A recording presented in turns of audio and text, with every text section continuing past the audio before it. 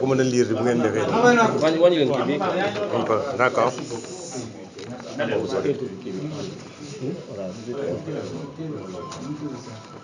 En fait, mesdames, messieurs, sans doute vous êtes au courant des incidents qui sont survenus au village de Tchiki le 30 octobre 2022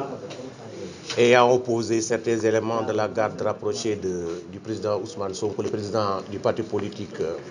PASTEF les Patriotes, et certaines personnes qui étaient sur les lieux au moment du passage du convoi. Et dans le souci d'éclairer l'opinion, donc le parquet de Mbour a jugé nécessaire de faire un communiqué que je vais vous lire. Je vais lire la teneur donc, du communiqué. Moi, je me présente, c'est Mamadou Diop. Je suis le procureur de la République près le tribunal de grande instance de Mbour.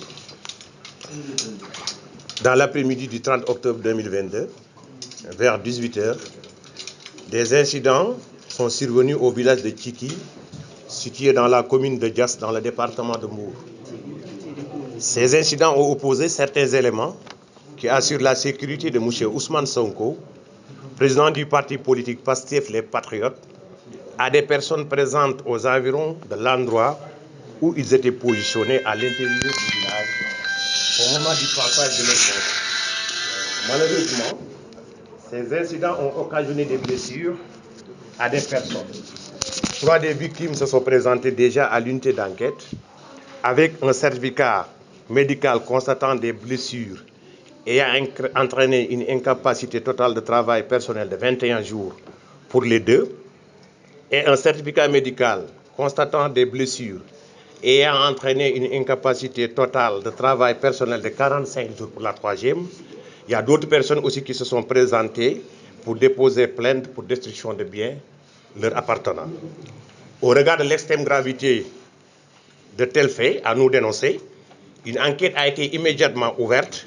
et les résultats obtenus ont conduit à l'arrestation de personnes formellement identifiées comme étant les auteurs d'actes de violence ayant occasionné des blessures graves à des personnes et de destruction de biens appartenant à autrui. Fait à Mbour le 3 novembre 2022, le procureur de la République de Mbour. Merci. Bon, en fait, ça va être un peu compliqué, mais c'est un communiqué, mais je vais faire la traduction en Wolof. Donc, bésu 30 octobre, dimanche bi weesu la bi fukki waxtu ak juróom-ñett jotee 18h bi mu jotee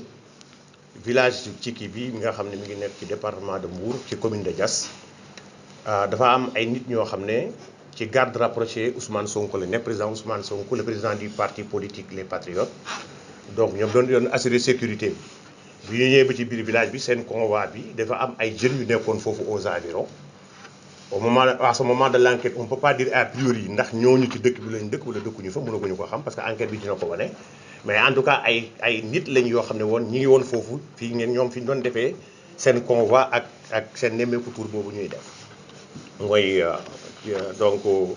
li président Ousmane Sonko def fa nii yëpp mu tuddee ko nemmeeku tour maanaam dem seeti yi donc ñi mu considéré ne ay nit la ñu war a wax ci biir Sénégal. bi loolu amee bi président Ousmane Sonko nekkee defe naa ci benn kër xaw ma nag exactement kër borom kër gi mu tudd loolu aussi enquête bi moo koy wane mais li xew mooy gendarmerie woo nañu ma man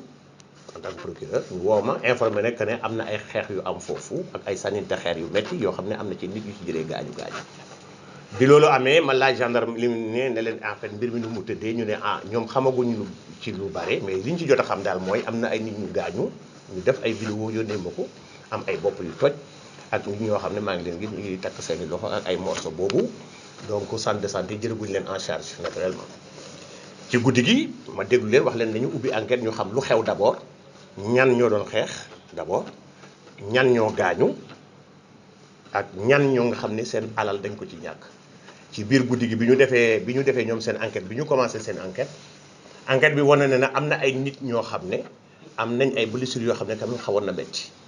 am na ci kenn koo xam ne ki ñaari loxoom dañoo damm am na ci ñeneen ñoo xam ni aussi seen i blessures vraiment yu metti la ay bopp yu toj ak loolu yëpp am na ci. bi loolu amee nee naa leen nañu xool parce que xeex bu amee boo xam ne ay groupe la ay nit ñuy xeex boor bu ci nekk day am dana am forcément boor bu ci nekk am ñu gaañu bi loolu amee gendarmerie effectivement ñi nga xam ne présenté wu nañ ci gendarmerie pour wane ne dañoo gaañu wax naa leen bu ñuy ñëw nañ indi seen plainte ak seen certificat médical ndax ay citoyen lañ comme yéen bépp boor bu ñu mën a féetee moo xam ci wàllu Ousmane Sonko la féetee moo xam ci wàllu village bi la yeneen jeune village bi la féetee ku ci mën a gaañu na nga indi sa certificat médical booy déposer plainte nga déposer plainte ku ci ñàkk sa alal aussi nga ñëw déposer plainte avec des preuves à l'appui que dafa ci ñàkk sa alal bu ñu ko defee enquête dinañ mën a xam enquête voisinage bi ñi fa toogoon ak yëpp ñi nga xam ne seen yoon nekku ci nga xam ne mën nañu seede mën nañu indil ay éléments yoo xam ne ñun dañu permettre dañu xam ku nekk lan nga def ku gaañ nit ñoo xam ne yow yaa gaañ nit ku yàq alalu jaamu ñoo xam ne yow mi yaa yàq alalu jaamu bi loolu amee effectivement am na ñaar nit ñoo xam ne ñëw nañ déposer plainte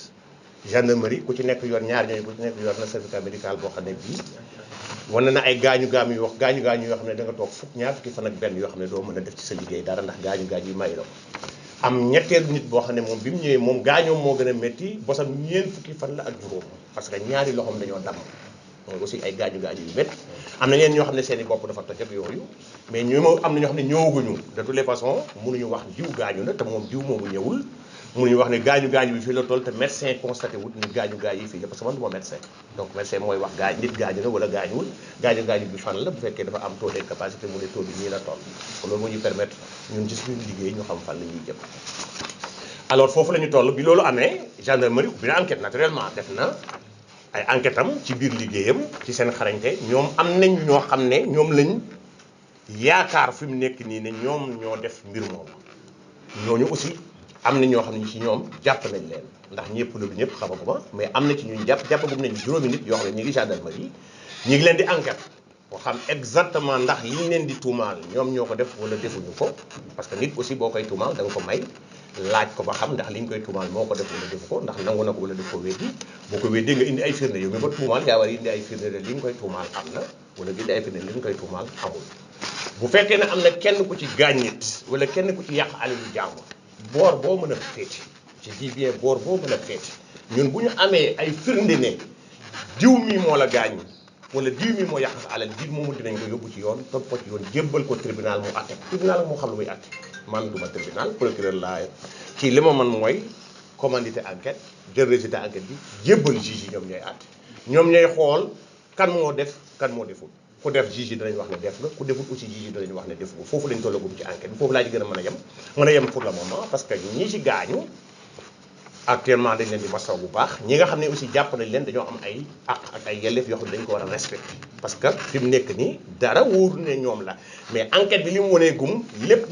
ci ñoom lañ joxañ ne ñoom la waaye enquête bi bu demee ba gën a leer dinañ xam ndax ñoom la wala du ñoom loolu aussi tribunal moo koy wax procureur moom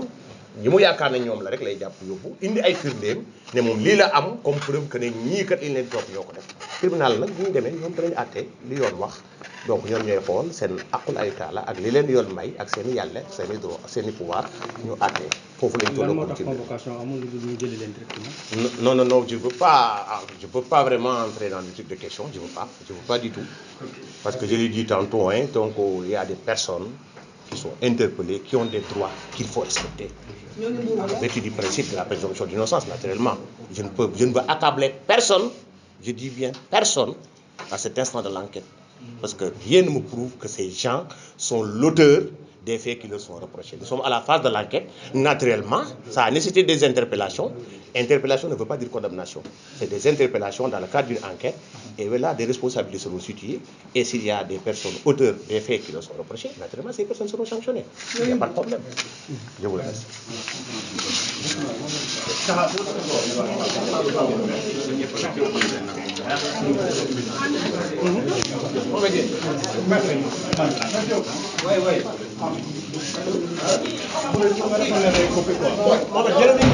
Voilà ngeen dem xaar leen ko fi.